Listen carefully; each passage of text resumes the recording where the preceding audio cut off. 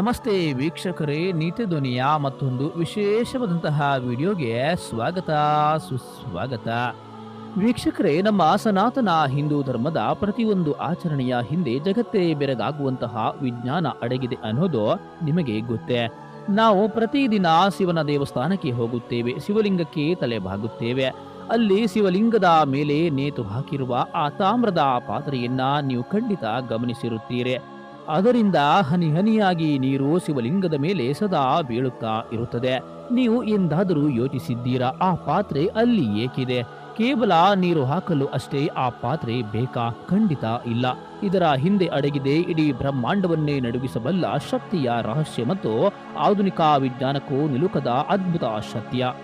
ಇವತ್ತಿನ ಈ ವಿಶೇಷವಾದಂತಹ ವಿಡಿಯೋದಲ್ಲಿ ನಾವು ಈ ಧಾರಾ ಪಾತ್ರೆಯ ಬಗ್ಗೆ ಇದುವರೆಗೆ ಯಾರಿಗೂ ತಿಳಿಯದ ಅತ್ಯಂತ ಗುಪ್ತ ವಿಚಾರಗಳನ್ನ ಸನಾತನ ವೇದ ಮತ್ತು ಪುರಾಣಗಳ ಆಧಾರದ ಮೇಲೆ ತಿಳಿಯೋಣ. ನೀತಿಧ್ವನಿಯ ಮಾಹಿತಿಗಳು ಹಾಗೂ ವಿಡಿಯೋಗಳು ನಿಮಗೆ ಇಷ್ಟವಾದರೆ ದಯವಿಟ್ಟು ಲೈಕ್ ಮಾಡಿ, ಕಮೆಂಟ್ ಮಾಡಿ, ಹಾಗೆ ಈ ವಿಡಿಯೋವನ್ನ ಕೊನೆವರೆಗೂ ತಪ್ಪದೇ ನೋಡಿ ವಿಶೇಷ ಮಾಹಿತಿಗಳನ್ನ ತಿಳಿದುಕೊಳ್ಳಿ. ವೀಕ್ಷಕರೇ, ನಮ್ಮ ಋಗ್ವೇದದಲ್ಲಿ ಒಂದು ಮಾತಿದೆ, ಅಗ್ನಿಶೋಮಾತ್ಮಕಂ ಜಗತ್. ಅಂದರೆ ಈ ಜಗತ್ತು ಅಗ್ನಿ ಮತ್ತು ಸೋಮ ಎಂಬ ಎರಡು ಶಕ್ತಿಗಳ ಸಂಗಮ. ಶಿವಲಿಂಗವನ್ನ ವೇದಗಳು ಜ್ಯೋತಿಸ್ತಂಭ ಅಥವಾ ಅಗ್ನಿಸ್ತಂಭ ಎಂದು ಕರೆಯುತ್ತದೆ. ಇದು ಅಪಾರವಾದ ಶಾಖ ಮತ್ತು ಕಾಂತಿಯ ಶಕ್ತಿಯನ್ನ ಹೊರಸೂಸುವ ಕೇಂದ್ರವಾಗಿದೆ. ವೀಕ್ಷಕರೇ, ಈ ಅತಿಯಾದ ಶಾಖವನ್ನ ನಿಯಂತ್ರಿಸಲು ಸನಾತನ ಋಷಿಗಳು ಕಂಡುಕೊಂಡಂತಹ ಮಾರ್ಗವೇ ಈ ಧಾರಾ ಪಾತ್ರೆ. ಈ ಪಾತ್ರೆಯಿಂದ ಬೀಳುವ ಪ್ರತಿ ಹನಿಯು ಸೋಮ ಅಂದರೆ ತಂಪು ಶಕ್ತಿಯನ್ನ ನೀಡುತ್ತದೆ. ಆ ಅಗ್ನಿ ಮತ್ತು ಸೋಮದ ಈ ಸಮತೋಲನವೇ ಈ ಸೃಷ್ಟಿಯನ್ನ ನಾಶವಾಗದಂತೆ ಕಾಪಾಡುತ್ತಿದೆ.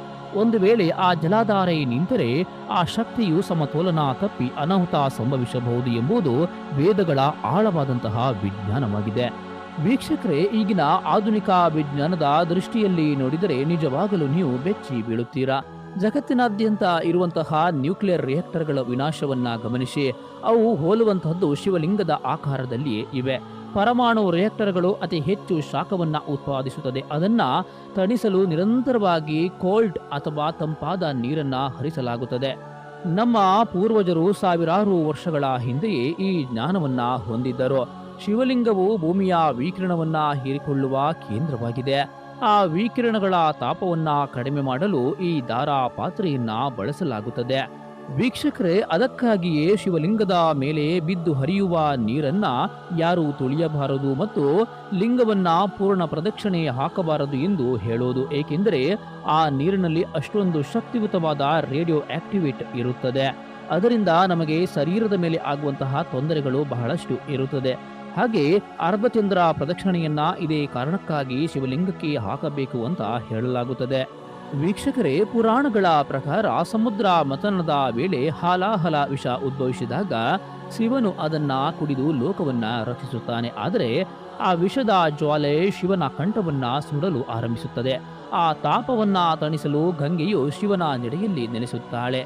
ಆದರೆ ಆಧ್ಯಾತ್ಮಿಕವಾಗಿ ಇದರ ಅರ್ಥವೇ ಬೇರೆ. ನಮ್ಮ ದೇಹದ ಕುಂಡಲಿನಿ ಶಕ್ತಿ ಜಾಗೃತವಾದಾಗ ಉಂಟಾಗುವ ತೀವ್ರವಾದ ಶಾಖವನ್ನ ಶಾಂತಗೊಳಿಸಲು ಸಹಸ್ರ ಚಕ್ರದಿಂದ ಅಮೃತ ಸ್ರವಿಸಬೇಕು.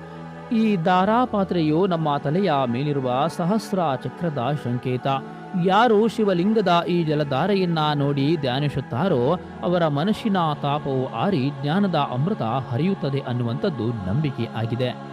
ವೀಕ್ಷಕರೇ, ಇನ್ನೊಂದು ಅತ್ಯಂತ ಗುಪ್ತ ವಿಚಾರವೆಂದರೆ ಈ ಪಾತ್ರೆಯು ಸಾಮಾನ್ಯವಾಗಿ ತಾಮ್ರದಿಂದ ಮಾಡಿರುತ್ತದೆ.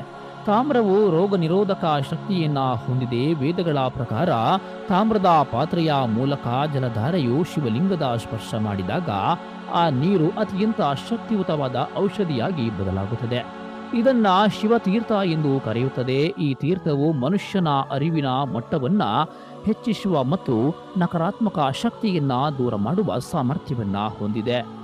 ವೀಕ್ಷಕರೇ, ಶಿವಲಿಂಗದ ಮೇಲಿರುವ ಆ ಪುಟ್ಟ ಪಾತ್ರೆ ಕೇವಲ ಲೋಹದ ವಸ್ತು ಅಲ್ಲ, ಅದು ಬ್ರಹ್ಮಾಂಡದ ಶಕ್ತಿಯನ್ನ ನಿಯಂತ್ರಿಸುವ ಸಾಧನ. ಆಧುನಿಕ ವಿಜ್ಞಾನಕ್ಕೆ ಸವಾಲು ಹಾಕುವ ಅದ್ಭುತ ತಂತ್ರಜ್ಞಾನ. ನಮ್ಮ ಸನಾತನ ಧರ್ಮದ ಪ್ರತಿಯೊಂದು ಹನಿ ನೀರಲ್ಲಿಯೂ ಇಂತಹ ಸಾವಿರಾರು ರಹಸ್ಯಗಳು ಅಡಗಿವೆ. ಇಂತಹ ಸತ್ಯಗಳನ್ನ ಇಂದಿನ ಪೀಳಿಗೆಗೆ ತಿಳಿಸುವುದು ನಮ್ಮೆಲ್ಲರ ಕರ್ತವ್ಯ. ನಿತ್ಯಧ್ವನಿಯ ಮಾಹಿತಿಗಳು, ವಿಡಿಯೋಗಳು ಹಾಗೆ ಇಂತಹ ವಿಸ್ಮಯಕಾರಿ ಮಾಹಿತಿ ನಿಮಗೆ ಇಷ್ಟವಾಗಿದ್ದರೆ ದಯವಿಟ್ಟು ಲೈಕ್ ಮಾಡಿ, ಕಮೆಂಟ್ ಮಾಡಿ, ಹಾಗೆ ವಿಡಿಯೋವನ್ನು ಶೇರ್ ಮಾಡಿ. ಇದುವರೆಗೆ ನೀವು ನಮ್ಮ ನಿತ್ಯಧ್ವನಿ ಯೂಟ್ಯೂಬ್ ಚಾನಲ್ ಸಬ್ಸ್ಕ್ರೈಬ್ ಮಾಡಿಕೊಳ್ಳದೇ ಇದ್ದರೆ ಈ ಕೂಡಲೇ ಸಬ್ಸ್ಕ್ರೈಬ್ ಮಾಡಿಕೊಳ್ಳೋದನ್ನು ಮರೆಯಬೇಡಿ. ಓಂ ನಮಃ ಶಿವಾಯ.